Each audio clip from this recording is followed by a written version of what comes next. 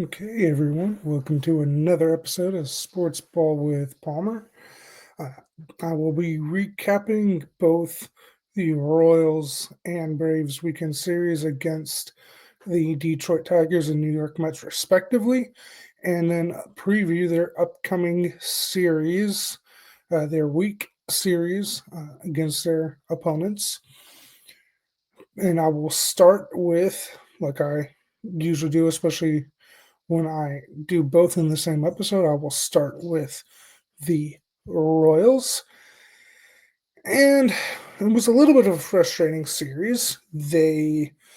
Now I didn't have too high because even with them being just a little bit, but they had picked it up just a little bit before the series started. But Detroit is really good and they're in first place for a reason. The Royals did drop 2 of 3 to the Tigers, but they did win on Sunday to avoid the sweep. So, and I only really expected them to only take one game, especially up in Detroit. And it does, the Royals have struggled a little bit there historically playing in Detroit. So, and Detroit has really honestly dominated the Royals this year in the season series. So, I wasn't expecting too much, but they won the week. They went 4-3 after taking 3 out of 4 from the Texas Rangers at home, and then you lost 2 out of 3, but you ended up winning out of playing 7 games this week. You won 4, so they stay on schedule to what they need to be and what they need to do to remain in contention for the playoffs and to try and get a playoff spot. Friday night they lost 7-5. Now this was really frustrating because they had a 3-1 lead. They had a 3-run third inning in which Bobby had an RBI single and Salvi had a 2-run RBI double. So they jumped out 3-0. And Ryan Berger was again solid. He went 5 and 2/3. He had 5 strikeouts, only 1 walk, and then only gave up 2 earned runs because one of the runs was ended up being scored on an error. Uh, so, but he gave you what. Now he could because he ran into trouble in the sixth. So could he have given you a little bit more? Could he have given you 6, maybe even 7 innings? Yeah, especially if he doesn't run into the trouble he does in the sixth inning. But you know, and then Detroit just absolutely laid it on them. They scored 2 in the well.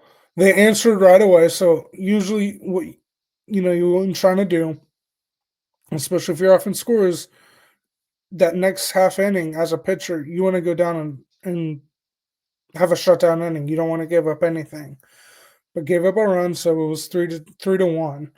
But then they scored 2 in the sixth and 4 in the seventh, and that was it. I mean, they had what they needed, obviously, with the game being 7-5. Now, Vinny had a 2-run home run there in the ninth inning to kind of just dress up the final score.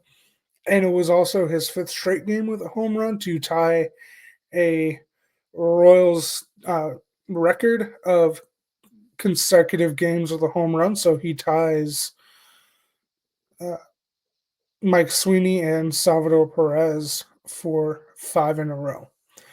Now, the Royals had golden opportunities in the seventh and eighth inning to whether in the seventh to retake the lead because the game was 3-3, or do something being down 7-3 in the eighth.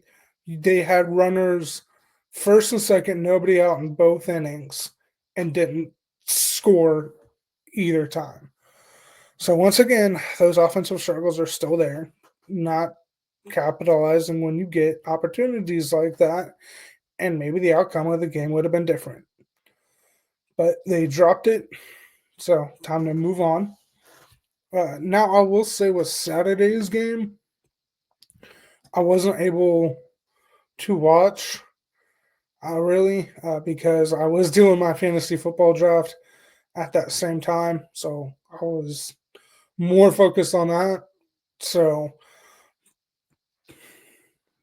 but not gonna be able to watch every game, especially closely like now. Like I might be able to have it on or something, but sometimes just not gonna be able to completely watch. Although didn't really miss much because they again dropped this one. Like I said, they dropped the series. They lost this one 4-2. Uh, Bobby Homer, which kind of was the lone highlight of the game. Michael Walker was able to go 6 innings, 3 earned runs, which isn't horrible. Again, kept the team in the game. Had only 4 strikeouts and then 1 walk. But you were going up against Chris Paddock, who he actually dropped his ERA a little bit, but had an over 5 ERA coming into the game. And you can't do anything against him. Like that, like obviously Friday was fresh because you had the 31 and you had opportunities, but you were going up against Casey Mize. Now, again, you were able to get to him, and obviously Burgett went 5 2/3, so then those runs came off the bullpen. But the bullpen has been kind of taxed, and like yeah, Walker went 6, and Burger got into the 6th. But overall, the starters really over the past month, 3 weeks, really haven't been going deep into games, and so the bullpen is having to work more, and sometimes you're having to go to guys and not give them, maybe you're giving them a day rest, and like you just absolutely can't. But like sometimes they're having to go to guys 2, 3 days in a row, and guys are just getting burnt out, so they're not as effective as what they normally are, what they could be. But you have a guy that has over 5 ERA, and I know ERA isn't everything, but still, you couldn't do anything against him. That's frustrating. Like I said, at least Walker gave you 6, so he kind of helped out. But yeah, again, offense not really doing what they need to do. And I know you're not going to score 4 or 5 runs every game, but only 2, like, and again, they wasted opportunities too. So, like I said, Bobby had big home run, but other than that, not too much to write home about with this game. Now Sunday, so they avoided the sweep. They won kind of what ended up being an absolute roller coaster and just fireworks shootout, high scoring game that honestly shouldn't have been high scoring. Like I can like the Royals should have won. Like they won 10-8. They really should have won more like 10-1 or even 8-1, 8-2, and been a blowout, not a high scoring then close game. Because I mean Detroit took the early lead, but then they had a 6-run third inning to take the lead. And you're thinking, oh, it's gonna be a nice, relaxing Sunday afternoon game. Cannot really, don't need to really pay attention. They're gonna, cruise to this win. And Seth Lugo got the start, and he got taken out there he only went 4 1/3, so he got taken out in the fifth. And in the third, now he was close to getting out of it, but they ended up scoring three to get right back in the game, and then they took the lead in the fifth, and it was just kind of here we go again. Detroit's coming back in another game in this series, and they're going to win. They're going to sweep. But give them credit there in the sixth. They came through because again, just like on Fridays, they had a first and second, nobody out, and then they got the runners over, and then Kyle Isbell, that beautiful, beautiful man, had an two RBI because they'd already tied that, so they'd scored, so they uh, actually, yeah, they cut it, and then Isbell gave them they tied it, and then Isbell gave them the lead at 9-6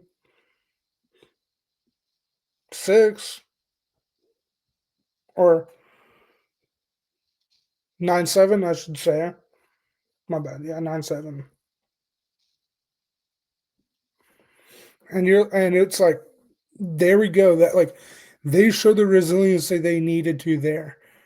Because I mean, I know they knew how big this game and this series was. You couldn't get swept up in Detroit.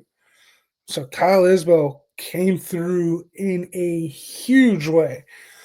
And then Garcia homered in the seventh, and that made it 10-7. Then they answered and made it 10-8, and that's where it stood. And Carlos Estevez came in, clean inning, solid inning, had one strikeout, and nailed down the save for his 34th save on the season. So you did what you needed to do. You avoided the sweep and keep. I mean, it's still a little slim, but you keep your playoff hopes alive. Yeah, one little frustrating thing is because like Seattle lost over the weekend. Boston almost swept New York. So you had some of those teams ahead of you losing, and you didn't really gain any ground because obviously you also lost, but you didn't really. Now, Cleveland lost and Texas lost, so they stay. So you stayed ahead of them. So the one good thing is it's only Boston, New York, and Seattle ahead of you. Uh, I don't think, no, no, I'll look at the standings here and I'll comment on the standings. But so there's no one other than those three ahead of you for a playoff spot. So that's huge. Now keep it that way and obviously try and find a way into a playoff spot. But they stay and do what they needed to do to stay within striking distance of a playoff spot. Now, again, unless you like, if you wanted a chance to somehow catch Detroit, you had to go at least win the series, if not sweep, and then you would have to sweep them at home this weekend because you were 9.5 back, so that would put you 3.5 back, but you're 10.5 back with basically a month to play. Mathematically, still a little bit there, but realistically, no, they're not going to win the division. But like I said, for the wild card, there's no one ahead of them other than Boston. So it's Boston holding the top spot, then New York, then Seattle. So I mean, you did lose a game because you were two back coming into the series against Detroit. So you lost a game, but not horrible. So you're three back of Seattle, The Rangers are a game and a half back of you, and then Cleveland is 2 back, and then Tampa's 3.5 back, although Tampa is really not gonna be a factor, I believe. So, there's, again, no one ahead of you in those standings, again, other than the 3. So, keep on keeping on. And then this week, they will continue the road trip with 3 in Chicago, tonight, tomorrow, and Wednesday, and then they'll have an off day Thursday before coming home to play the Detroit Tigers and also kick off a 9-game homestand in which they will obviously play the Tigers, but then they will also play the Angels and the Twins. So, and then including Chicago, at least in this stretch here, the only tough team is Detroit. Now you get them at home where, again, other than in June, when they only won 1 game at home, like if you go 500 at home, you're potentially sitting in a playoff spot right now. But you only won 1 game at home in June. Now they weren't world beaters before that, but like they were still playing really good at home up until that point. But they've been playing really good at home since July 6th.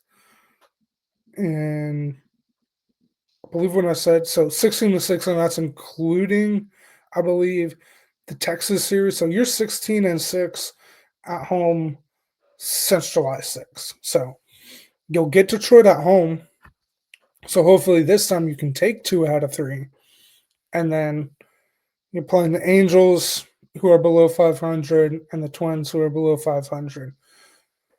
Now there are 5-5 against the Twins, so you still have, which this will be their last series with the Twins. So as long as you win the series, you have a chance to take the season series against the Twins. So, but they will be playing again Detroit and Chicago this week, finishing up the road trip in Chicago before heading home for the 9-game homestand. Now, again, just keep winning weeks. So you have 6 games. Find a way to go. Now with 6, it's a little bit harder than playing. Like you would have to go 4-2. So in some way, whether that's sweeping and then again not getting swept, so taking 1 against Detroit, or taking both, winning 2 out of 3 from both.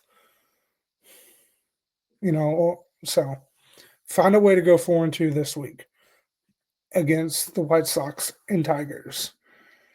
But again, getting Detroit, like again, like you played them kind of deja vu. Now you're playing them this weekend, but at home. But now, but specifically, I'll preview more the Tigers in depth later in the week. So I'll focus more on the White Sox here. So again, they will be playing them tonight, Monday, Tuesday, and Wednesday. The pitching matchups is Noah Cameron versus Shane Smith. Uh, Lorenzen against Martin Perez tomorrow night. And then Ryan Berger against Aaron Savali on Wednesday. Now, okay, Cameron struggled, but again, with any pitcher, you can expect a handful of bad starts throughout the season. So I'm hoping he bounces back. I'm not like too worried because again, that's just what you're gonna have. You're gonna have some rough starts here and there. But with the pitching matchups,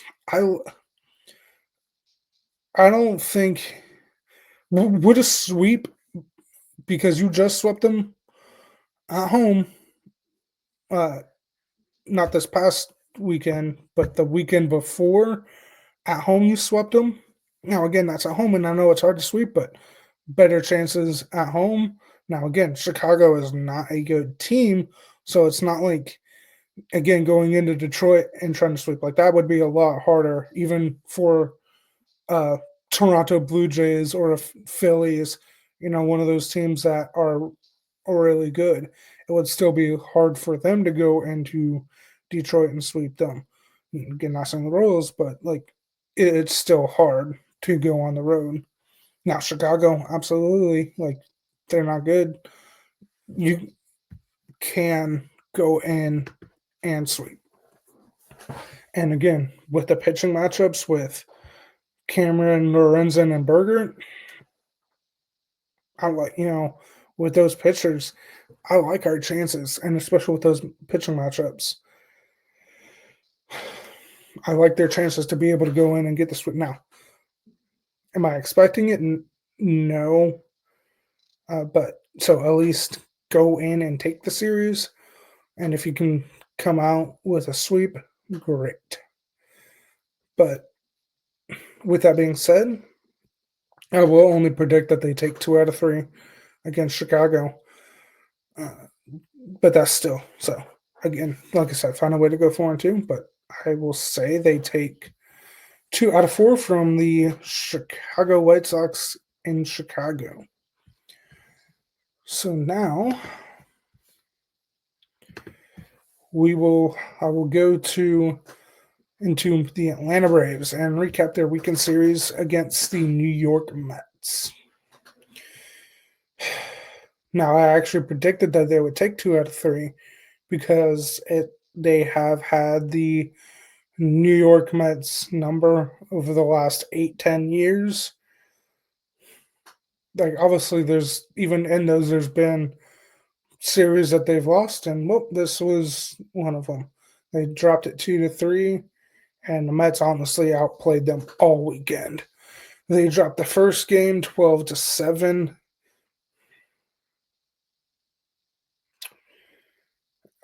The final score doesn't really, again, kind of like Friday nights when they won 7-5. Like Vinny's 2-run home run kind of just glossed up the final score.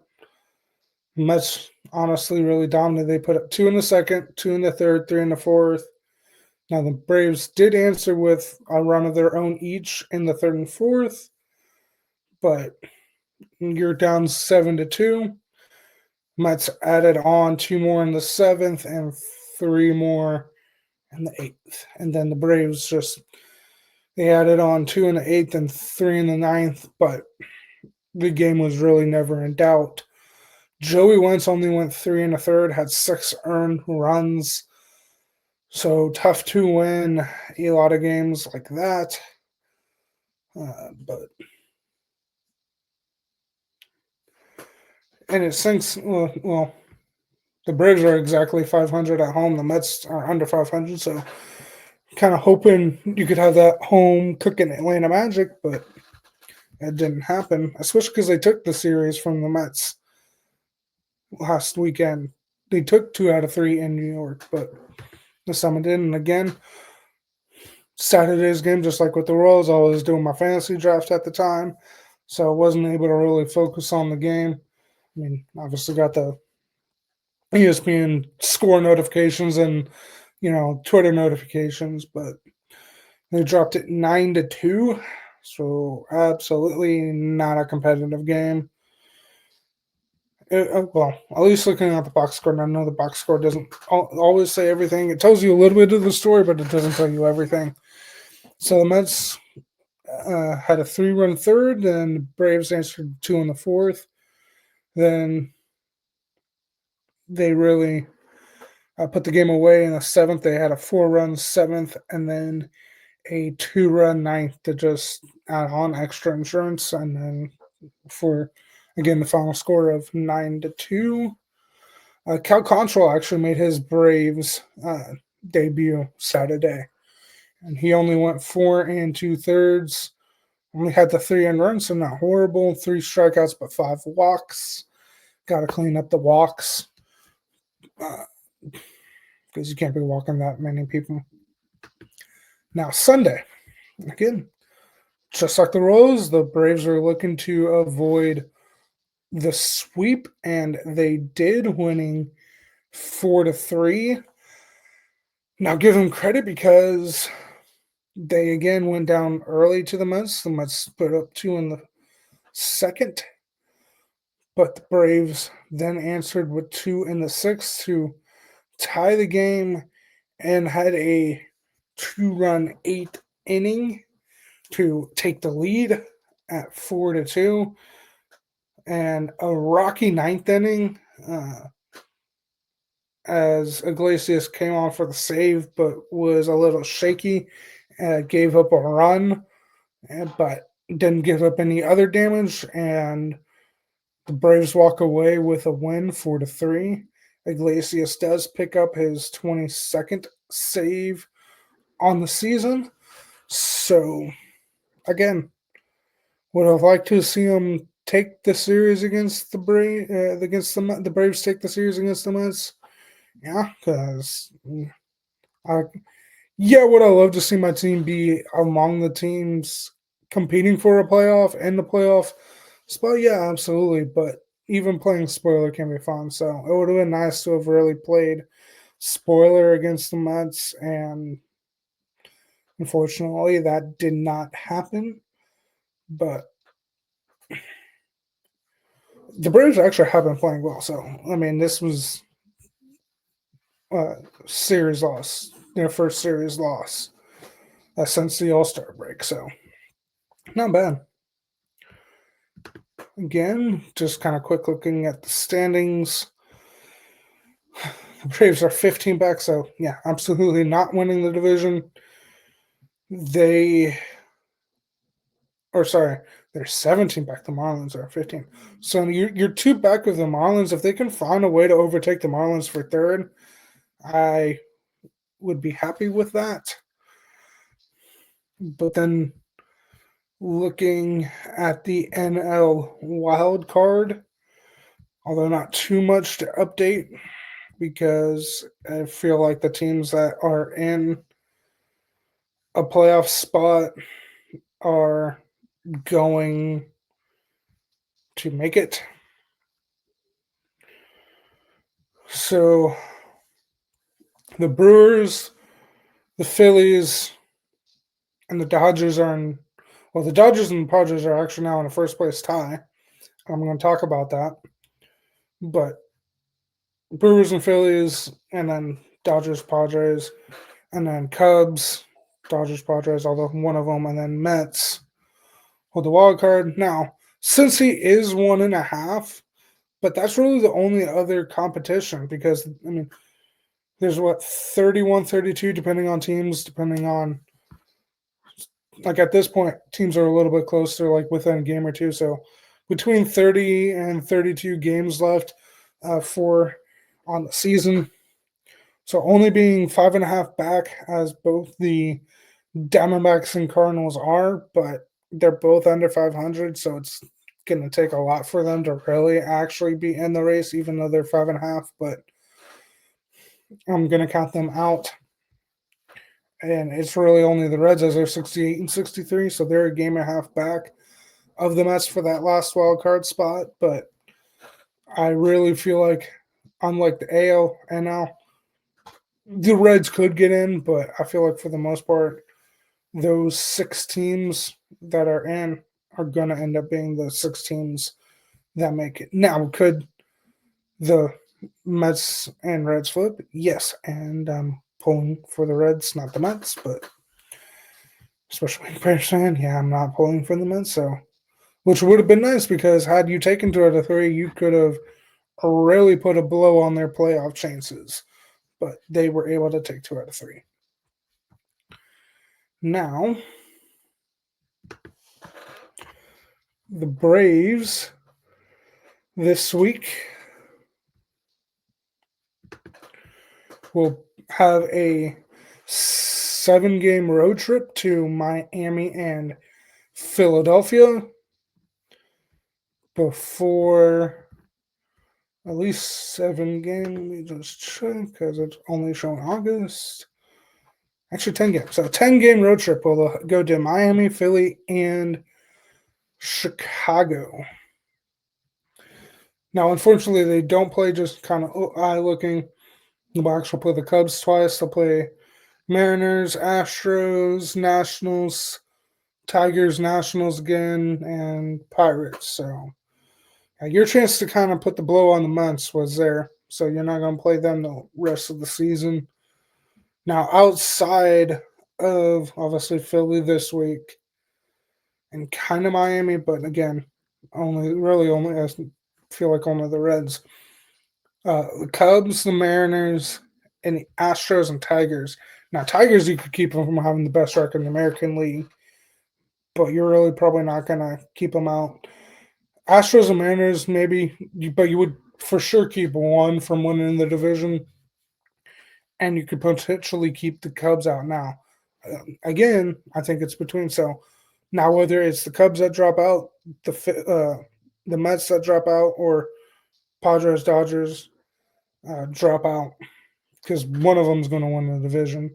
Just like between Philly and New York now, there's a big gap in between Philly and New York, so it's looking like Philly's going to win the division.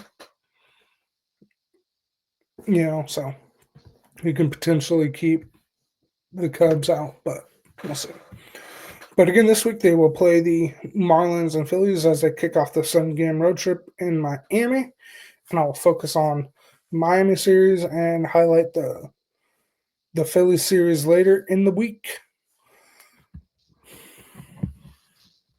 So they will play tonight, tomorrow, and Wednesday in Miami against the Marlins.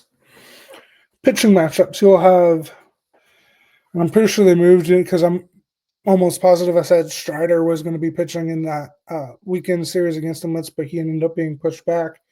So he will actually pitch tonight against Edward Cabrera. Then you'll have Hurston Waldrop Tuesday night going up against Sandy.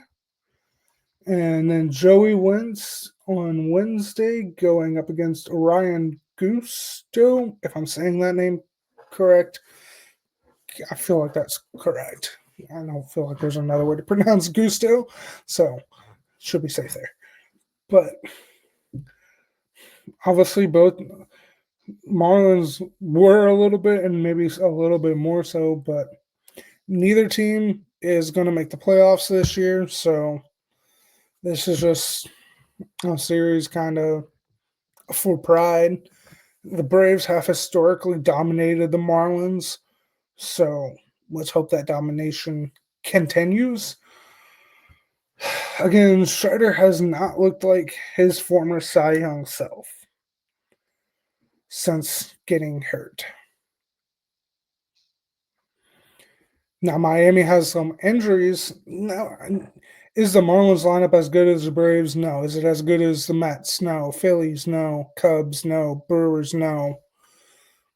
Padres? No. Dodgers? No. I mean, that's just National League offenses that are really good. But they're missing some guys that really hope that lineup, like Kyle Stowers is out. But again, with Strider's struggles, I don't know. I don't know where we're going to get out of him this game, even against not that good, like a better Miami team this year than expected. But Edward Cabrera is legit. So yeah, he's 6-7 with a 3.52 unit, but part of that's just again because of the offense with the Marlins. So I do think Marlins win tonight, but I will predict the Braves to win the series 2 out of 3. Just to, again, they've and could possibly sweep. It depends on what you get out of Strider. Now the Marlins bullpen isn't good, so even if Strider gives up 4 or 5 runs over 4 or 5, 6 innings, but now I don't think you're going to get that off Cabrera. So now it would be the bullpen.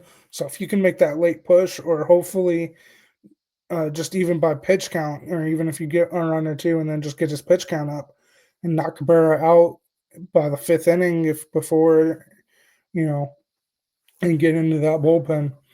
I like them. They could have a chance to win tonight, but I will say at least the Marlins. I'll pick the Marlins to win tonight.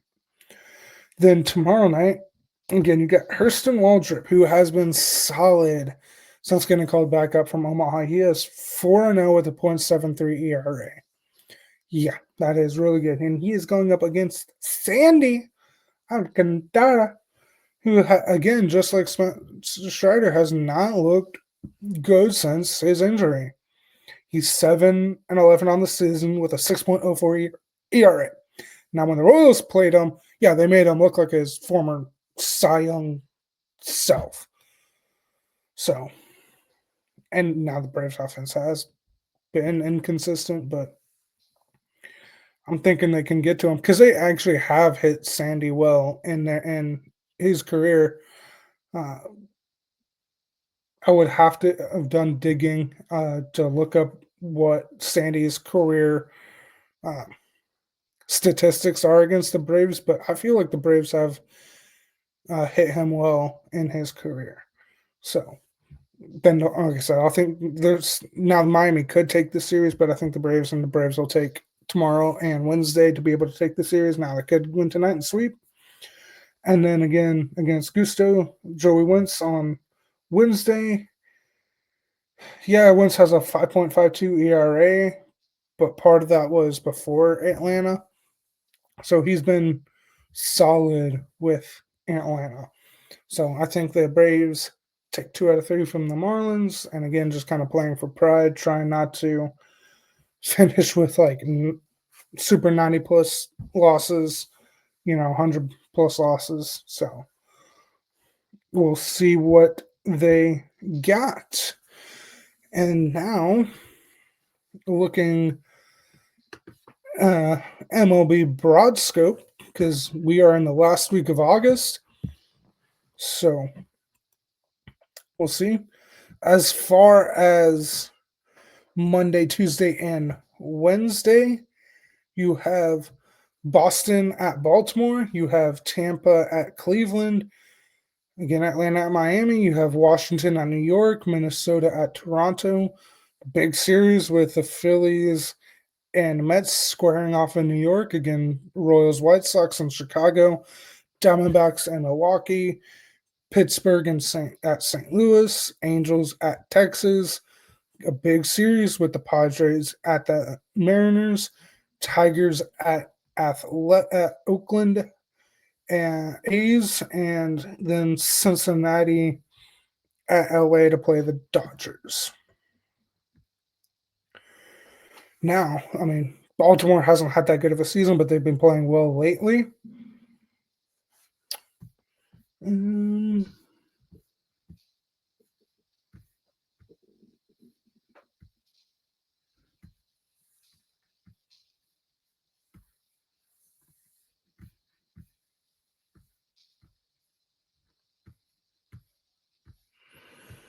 and then, I mean, not tonight, but then you will have the Cubs and Giants in San Francisco.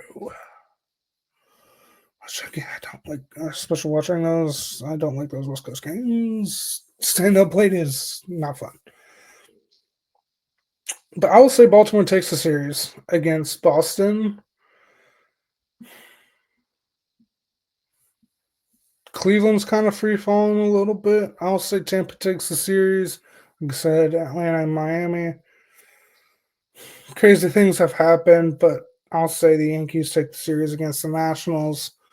Toronto takes the series against Minnesota. I'll say Philly goes in and takes the series from the Mets. Again, Royals, White Sox. Uh, Milwaukee takes the series from Arizona. I'll say Pittsburgh takes the series from St. Louis. Rangers take the series from the Angels. I apologize, man. I mean, yeah, I wouldn't like. Do teams have home field? And I say, especially more so in the playoffs.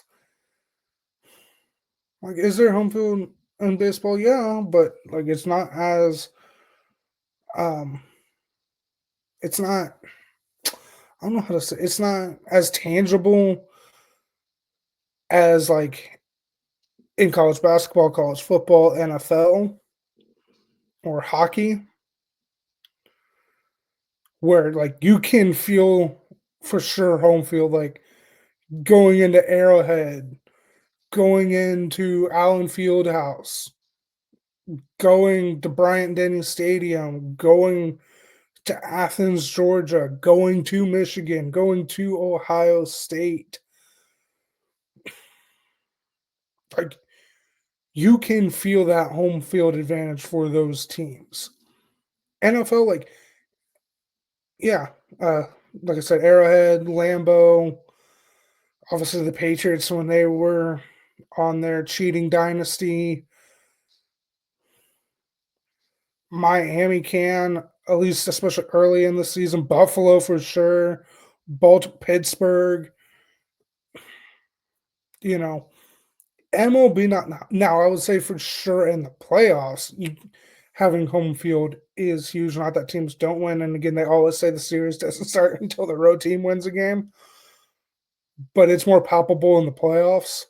Regular season, like yeah, there's bigger series, but because you do play 162 now, like late in the year in September and even August, last part of August, I would say you can feel that home field a little bit better differently. And with obviously Seattle, and they're not just fighting for a wild card, they're fighting for the division. Now, granted, with this series being during the week, and now that school is starting back up across the country, now I don't know, and I'm not going to look it up now. I don't know when Seattle, like the school districts in Seattle, go back to school, but I would assume if they're not going back this week and haven't already gone back, now, if they don't go back till, like, after Labor Day, because I know in some states, they don't go back till after Labor Day. So Seattle, or at least, like, Washington State, or even Seattle as a city, they could not go back. So there could be a decent crowd there for those games. But especially this time of year with school going back, usually until the playoffs, the week night and even weekday series, there's usually not as big of crowds because obviously kids are back in school. So, but Seattle has been really good at home, though. Not saying San Diego's been awful on the road. I'll take Seattle in that series. I know that doesn't help the Royals, but I'll take Seattle. I think Seattle wins that series. Detroit at Oakland, Detroit, and Cincinnati at LA to play the Dodgers. I'll take the Dodgers. Yeah, I'll take the Dodgers. And then Cubs at um, San Francisco. Don't know why I was blanking where the Giants played for a second. Also, the Cubs take that series. So that's just kind of looking at some of the series upcoming, at least for during the week, and then I'll look ahead to the weekend series later in the week. But hey, we got some good baseball, not just Royals and Braves, but there's some good baseball to be able to turn into. I mean, I know Baltimore's not, but that Baltimore Boston series looks to be entertaining. Uh, like I said, like Phillies Mets absolutely looks to be entertaining. Diamondbacks Milwaukee, just because I mean Arizona's still a scrappy ball club, and then San Diego, Seattle. Those are going to be some entertaining series here this week. So that is it for this episode with Sports Ball with Palmer. Thank you for tuning in. Thank you for watching. Thank you for listening. Please like and subscribe and share with your friends and family. And don't forget to hit that notification button to get notified when I do post new episodes. So thank you. And I hope you have a great Monday afternoon and evening.